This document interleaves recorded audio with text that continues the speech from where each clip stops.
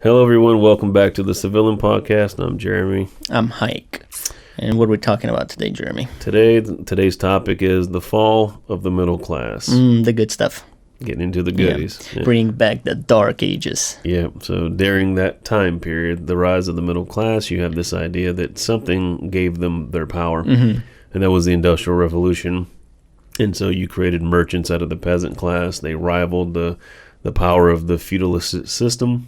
We're going to go back to this type of scenario. We've said that the New World Order is nothing but the Old World Order 2.0. And so how did the king, the queen, the emperor maintain control and power back in the feudalistic system under the Old World Order? Well, by three things. They had manageable population sizes. Of those population sizes, many of the people were uneducated or illiterate, and they were uninvolved in their political affairs. They had no participation in their political future. And so this is how it's going to be during the global state. This is how they're going to maintain power. I was going to say that was me up until maybe like 16 years old.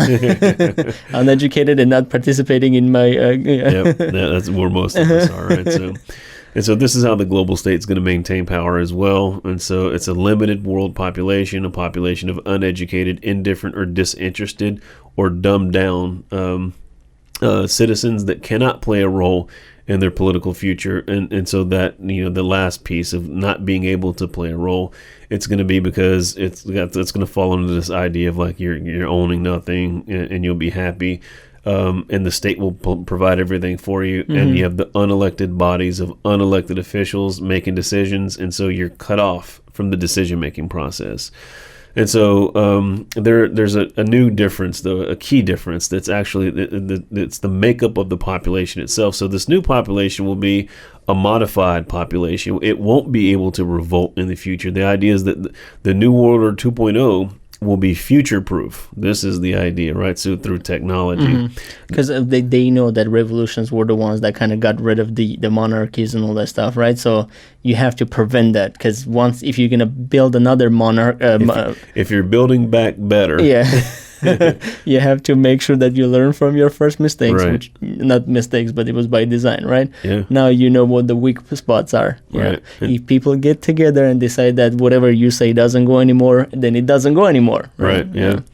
And so to do this, you have to control the genetic makeup of the human population and modify it in a way that, you can control going forward. You're going to control it by what different ways? Well, by what it eats. You're going to change the flora in its gut to only eat the food that you provide it to eat. You're going to change it at a DNA level, and so that you'll literally own the DNA of this population, and then you're going to control what it can, how it, basically its breeding potential, how it can breed, if it can breed, if the reasons for why it's allowed to breed.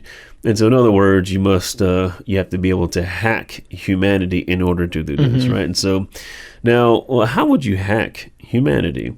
And so Yuval Harari, in speaking at the World Economic Forum in Davos 2020, gives us the equation for how you hack humanity. He says B times C times D equals A. And what is that? Well, B is biological knowledge, C is computing power, D is data, then H is the ability to hack humans.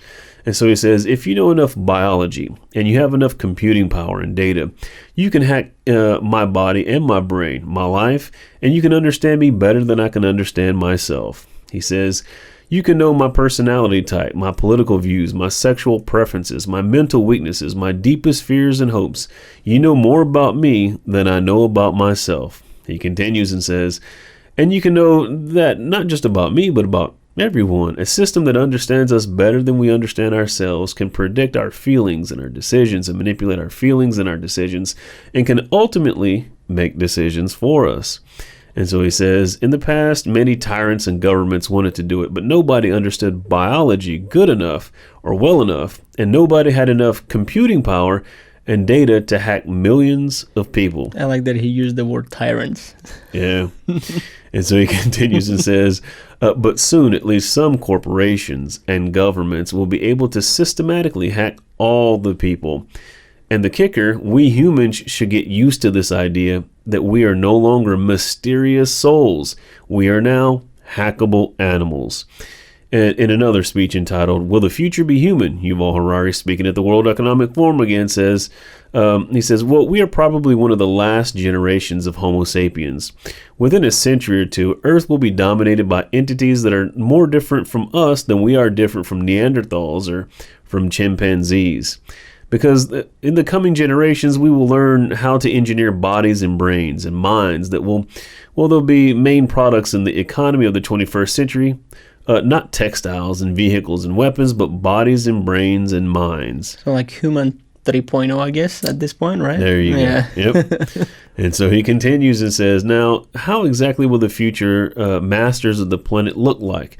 This will be decided by the people who own the data and whose control of the data, whoever controls the data controls the future, not just of humanity, but the future of life itself. Yeah, and again, if we go back to one of the codes, which says you'll own nothing and you'll be happy. And here we have a conversation of owning something, right? So we already disqualified. Right. So now think about it. And so now we have here, so this is why Elon Musk was willing to overpay for Twitter, because of all the data associated with it, not to save the rights of free speech for people in a dying nation state. No, he wanted to give me my free speech back, Jeremy. No. No?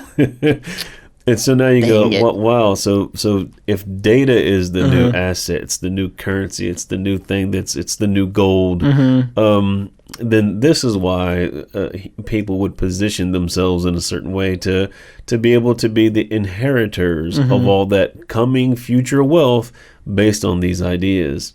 And so he provides us a history lesson, and he says, today, data is the most important asset in the world, and in ancient times, land was the most important asset. And if too much land became concentrated into too few hands of humanity, split into aristocrats and commoners.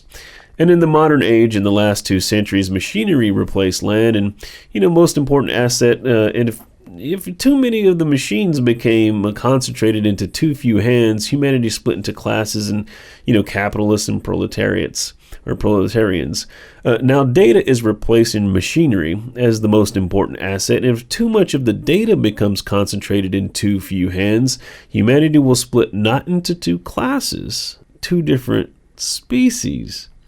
So it's not even like, hey, you're still a human, but you're a little bit lower class, or you're a peasant, you're a servant. You just, what I'm trying to think, I want to see if they want to keep the title of human for themselves, or that would be given to, so the lower level will get human, and then they get some other title for themselves. Right, yeah. That's interesting. So, that reminds me of the movie Elysium, where they leave, the elite live in this artificial environment that was created while the earth is kind of going to hell in the handbasket, so to speak. So this would be known as this is the transhumanist dream, to transcend what it means to be human and merge with technology. And then he tells us something else important. He says, why is data so important? Well, it's because we've reached the point where we can hack not just the computers, but we can hack human beings and other organisms.